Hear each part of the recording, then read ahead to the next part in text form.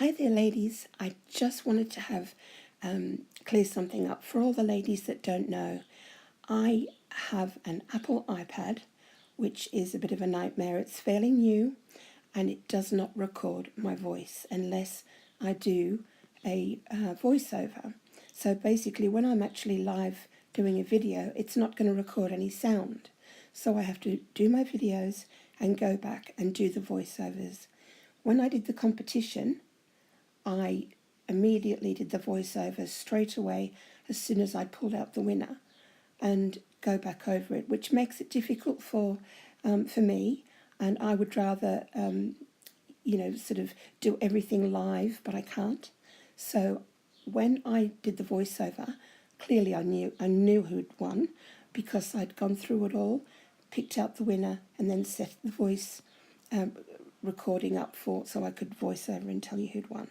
So I just thought I'd better explain that to you for people that don't know, and like I'm voiceovering now. And also on that day, I was going to make a congratulations video, but we'd received a telephone call from abroad, and I know I sound very old-fashioned saying telephone call, but we received a call from abroad, and one of my husband's relatives had attempted suicide, which it was just a cry for help. And, basically that person did no damage to themselves whatsoever, but it really did rattle my husband and myself, clearly.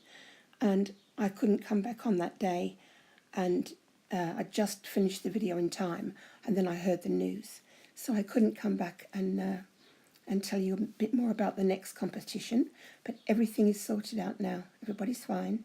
So I just thought I'd let you know why I didn't come back on and explain about the next competition, which is actually now just under 2 weeks' time. There is another giveaway, and I will be doing the same thing again, drawing the winner and actually having to do the voiceover afterwards, immediately. So if anybody doesn't know, at least I explained myself, and you do know now if you've got any queries about that. Okay, so on with today's video. A couple of videos back, I did show you this vine leaf that I had purchased from eBay, and I said it would probably make a lovely garland of some sort. Well, this morning it took approximately half an hour, that's all, and I made a start on it. And I was wondering whether to set my camera up, and of course, I didn't, but I'm thinking about, I've got plenty left, that's what I'm trying to say, and I've made a start on it, and that's it. So I think it's a great idea if you've got any scraps of fabric or any beads or little flowers, even your handmade flowers or gifted flowers, anything, anything you've got at all that you find it pretty, this vine is great for. And I just doubled up some fabric, and some of it is threaded through the vine, like I showed you in the video before, and it's made the prettiest garland, and it literally only took about half an hour to do this. It's not very long, because I wanted to show you, I talked about it and then did the competition. So I did this morning, and yes, I am doing a voiceover, I am. So, like I said, I can't do them, can't do them live. That's another reason I'm finding tutorials a little bit difficult to share with you, because if you can talk while you're filming, it's fantastic because you're talking in the moment, but I have to go back and film it all and then come back and have a chat to you. So, just voiceover. So, but I did do this morning, and here is what I did, and I think it's a very pretty garland. I didn't add a great deal. It's just some sari silk and some various flowers from my stash. So basically what I did was I just threaded the flowers through the vine, and got my glue gun and the ones I didn't thread through, I made like a little 2 or 3 layers, put them together on the vine, and it's as light as a feather, and it does look beautiful on the wall. So I think you could have it as long as you wanted. You do get a lot for your money with the vine leaves. They are on eBay, and this is a really good one, and I think it just cost me under £5. So, and I've got so much of it for that. So yeah, it's lovely for fabric scraps, or you could make a tiny rolled rose and put that on there with a few old fabric scraps. I do have a bag of like sort of unusual scraps and things like that. So I just coordinated the colours and put them on the vine, and with some bits and pieces, and I think it's turned out really lovely. I'm really pleased with it, and I hope you like it too, because I did actually show it to you in a couple of videos back, and I did tell you what I was going to do, but not to be able to talk to you as I'm doing a tutorial is quite difficult. Shame really, but I'm not going to let that stand in my way. I am actually going to do tutorials, and I guess I will just have to keep doing the voiceovers. That's a very pretty one, I think, with the bit of bling and the very pretty see-through mesh there, netting stuff. So yeah, tell me what you think about that one. I'm really pleased the way it's turned out, and it wouldn't take you long to make, which is always a good thing, because we're always so busy, aren't we?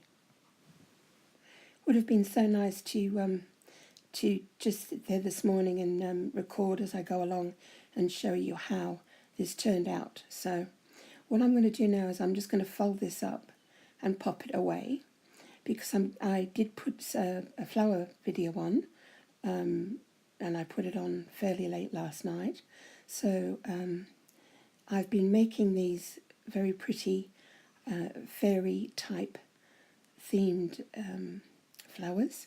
I haven't made flowers or stick pins, hat pins for a while now, which is not like me, so I've been doing everything else but. So I had some flowers which I didn't like, which I had won on eBay, if you remember, anybody that saw that video that I did. So I took them apart and I used the leaves and added my own tulle and my own bits and pieces, and I completely took the flowers apart and added my own sari silk and trims, and this is the result, and I think they look very fairy-like, and I'm very pleased with how they've turned out. There's doily bits, and you can see that they've been completely remade. So I thought it was such a shame when I saw them. They were just awful, and I thought, no, I'm not going to waste them. I'm going to take them apart and use them. That one has nothing to do with the flowers that I bought. That's one that I made from scratch, and I think Dee Dee said she liked the purple one, and I'm not really a purpley person either, but I just really liked that one. I saw something very similar on Pinterest, but I added some blue sari silk to that particular flower, and a really big blingy earring that there is no way in the world I would wear, so I put it on there, and I think it's turned out pretty. This is a lovely one. This is going away to an owner. It's already gone, or it's going. Yeah, that's going abroad, so it's very fairy-like is that one. And again, I took the petals off the flowers that I didn't like, and I put them all back how I liked them, and I used a lot of net and tulle and various doily bits and pretty things I had in my stash.